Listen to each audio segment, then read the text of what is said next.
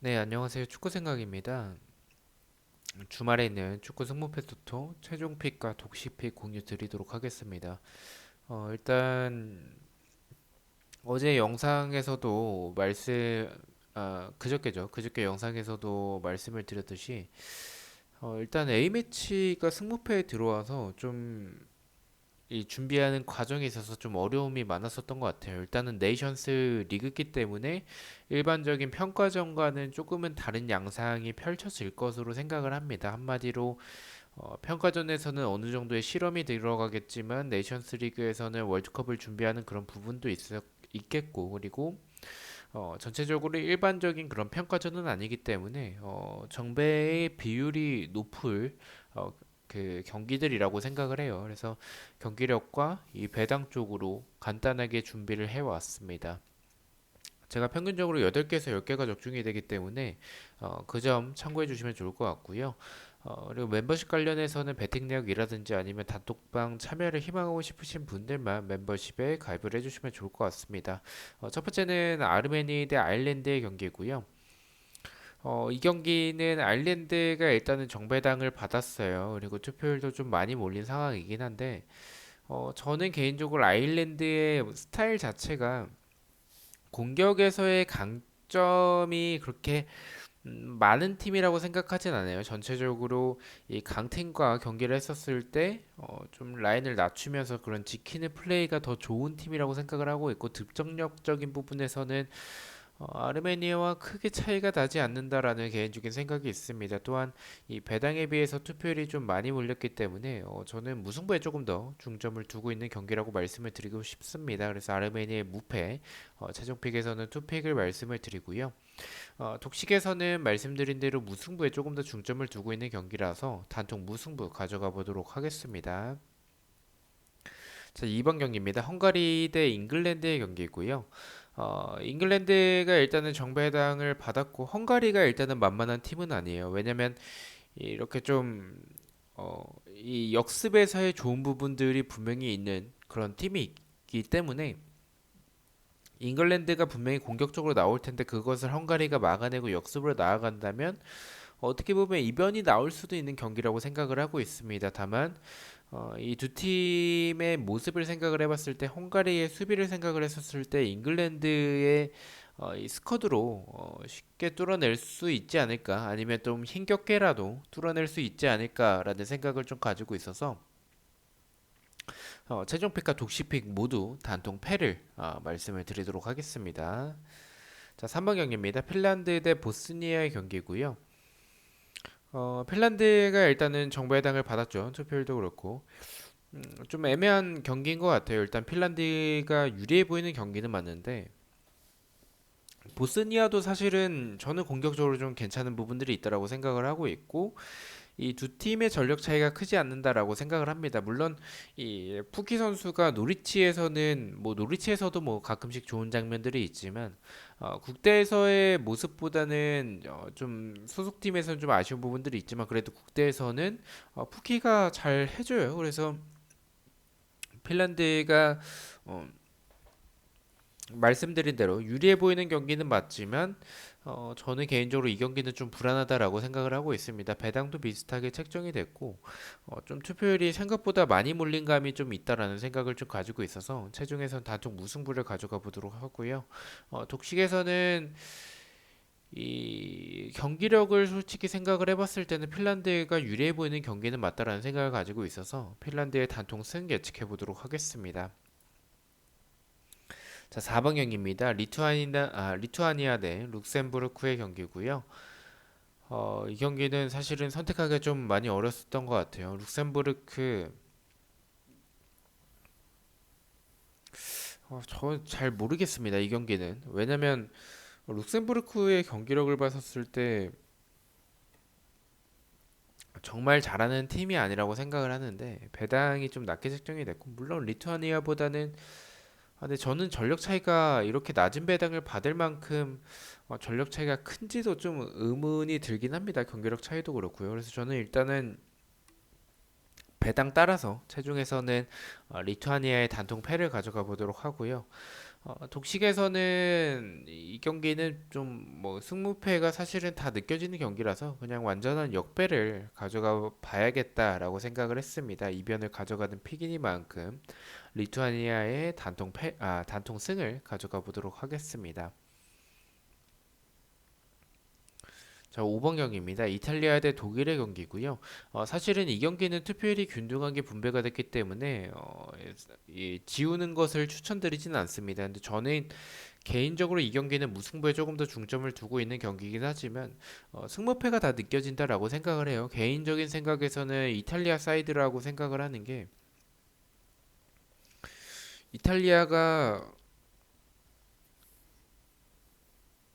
유로 이후에 유로에서 우승하고 나서의 그런 A매치 때의 경기를 보면 사실은 그때만큼의 모습들이 안 나오는 부분들이 분명히 있습니다. 하지만 이 월드컵 예선을 준비하는 과정과 그리고 이 이탈리아는 사실 토너먼트에 좀 강한 부분들이 있기 때문에 그 부분에서 저는 좀 이탈리아의 사이드를 생각을 하고 있고 독일의 전력도 예전만 하지 못하다라는 생각을 좀 가지고 있어서 일단은 무승부에 조금 더 중점을 두고 있는 경기지만 개인적으로 승무패가 다 느껴진다라는 생각에 최종에선 승무패로 지어보도록 하고요.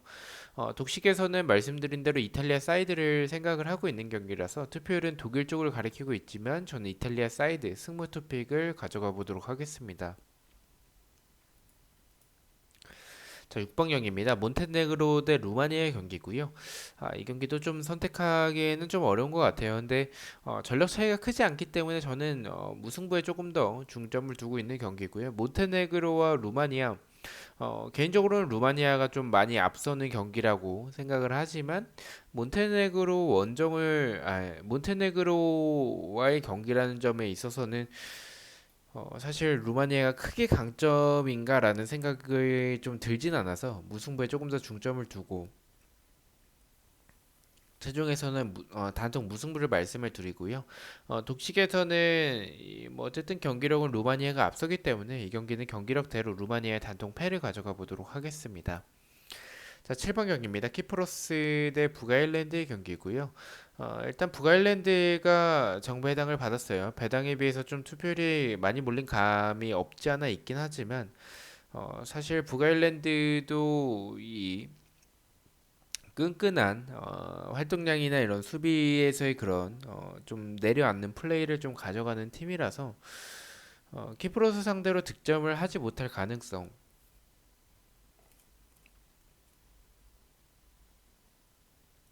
그런 부분도 있을 것 같다는 생각에 무승부에 대해서도 좀 고민을 많이 했습니다. 그래도 어쨌든 뭐 북아일랜드나 키프로스 이 두 팀을 생각을 해봤을 때 북아일랜드가 앞서는 건 확실히 맞기 때문에 그래서 저는 이 경기는 이 키프로스 같은 팀은 조별에서 잡아주지 않을까라는 생각을 가지고 있어서 키프로스의 단통 패로 최종과 독식 모두 가져가 보도록 하겠습니다.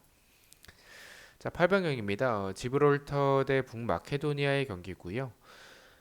일단은 북마케도니아 쪽으로 좀 투표율이 굉장히 많이 몰렸죠. 배당도 굉장히 낮게 책정이 됐기 때문에 그 점을 생각을 해봐야 될 것 같은데 저는 이런 경기 좀 조심해야 될 필요성이 있지 않을까라고 생각을 합니다. 뭐 지브롤터가 아무리 전력적으로 좀 많이 밀린다라고 할지라도 북마케도니아에게 이렇게 90%가 넘는 투표율 저는 좀 그 부분 때문에 이변을 좀 생각을 했습니다. 그래서 최종에서는 승무패로 지어보도록 하고요. 독식에서는 단통으로 가자면 그래도 북마케도니아가 유리해 보이는 경기는 맞기 때문에 단통 무승부를 가져가 보도록 하겠습니다.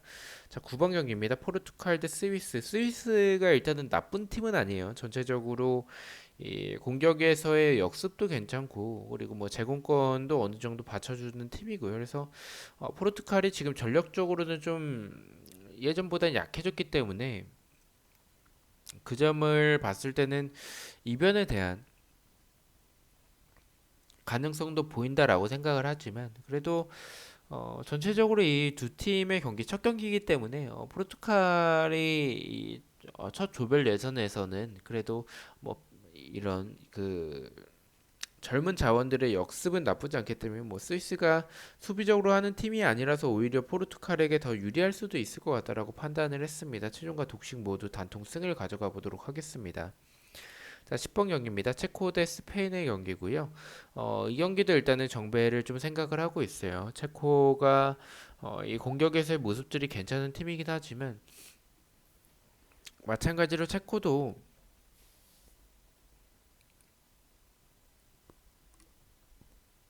그런 수비적인 부분을 봤었을 때는 공간이 좀 많은 팀이에요. 그래서 스페인도 전력이 좀 지금 경기력이 뭐 그렇게 좋은 편이라고 보기는 어렵죠. 그래도 체코와의 경기, 체코의 수비를 생각을 했었을 때 스페인이 무난하게 이길 수 있을 것 같다라고 생각을 하고 있습니다. 최종과 독식 모두 단통 패를 가져가 보도록 하겠습니다.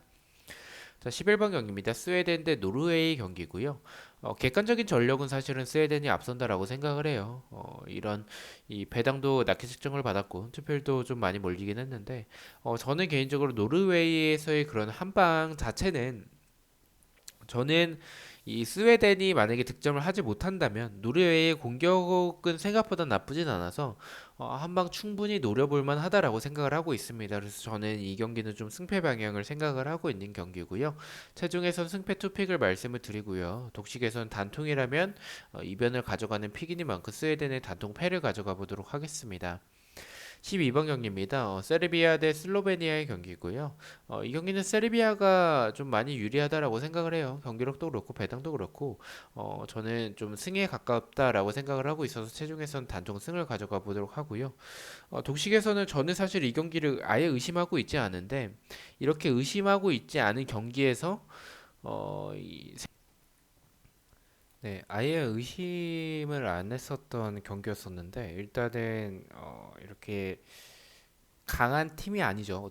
어쨌든 세르비아가 전체적으로 봤었을 때 슬로베니아보다는 강한 건 맞지만 강팀이라고 보긴 좀 어렵기 때문에 이런 팀에게 이렇게 낮은 배당을 받았을 때 좀 이변이 나오는 그런 완전한 역배가 나올 때도 좀 있었다라고 생각을 하고 있어서 저는 독식에서는 이변을 가져가는 픽이기도 하고 승패 투픽을 가져가 보도록 하겠습니다. 14번 경기입니다. 코스보 대 그리스의 경기인데요. 일단은 경기력은 그리스가 좀 앞서긴 해요. 코스보와의 전력도 좀 차이가 나는 편이기도 하고 그리스가 제공권이나 아니면 역습에서의 모습들도 괜찮기 때문에 그리스가 유리해 보이는 경기라고 생각을 합니다. 다만 이렇게 코스보처럼 상대적으로 좀 약체 팀이 수비 라인을 좀 내리고 좀 지키는 플레이를 했었을 때 그리스가 지금 득점력이 좋은 팀은 아니기 때문에 저는 이 경기는 충분히 이변이 나올 수 있다라고 생각을 하고 있습니다. 그래서 무승부를 말씀을 드리고요. 독식에서는 경기력대로 그리스가 앞서는 부분은 맞고 이 배당도 높게 책정이 된 그 부분이 있기 때문에 좀 이 최종에서 무승부를 가져갔었지만 말씀드린 경기력이나 이런 전체적인 부분들을 생각을 해봤을 때 그리스라고 생각을 하고 있어서 독식에서는 코소보의 단통 패를 가져가 보도록 하겠습니다. 자, 마지막 경기입니다. 불가리아 대 조지아의 경기인데요. 일단 조지아의 경기력이 생각보다 나쁘지 않아요. 활동량도 전체적으로 좋고 그리고 이 선수들의 능력이나 공격에서의 모습들도 역습이나 아니면 측면에서의 모습들이 굉장히 활발합니다. 물론 불가리아와의 전력 차이는 좀 나긴 하는 상황인데 저는 이 조지아의 경기력이 생각보다 괜찮다라는 생각을 하고 있어서 이 무승부까지 가져가는 것도 괜찮다라고 생각을 하고 있습니다. 그래서 승무 투픽을 말씀을 드리고 싶은 경기인데 저는 이 최종에서는 앞선 경기들에서 좀 폴더를 많이 썼기 때문에 이 경기는 단통으로 생각을 했습니다. 단통이라면 무승부는 바치는 용도라고 생각을 하고 있고 저는 승에 어쨌든 불가리아가 경기력이나 이 전력이나 앞서는 건 맞기 때문에 최종에선 단통 승 그리고 독식에서는 무승부까지 바쳐서 승부 투픽을 가져가 보도록 하겠습니다. 자, 이렇게 14경기에 대해서 공유를 모두 마쳤고요. 저는 내일 저녁에 그리고 이제 또 프로토 영상으로 다시 찾아뵙도록 하겠습니다. 시청해주셔서 너무나도 감사드리고 구독과 좋아요 너무나도 감사합니다. 감사합니다.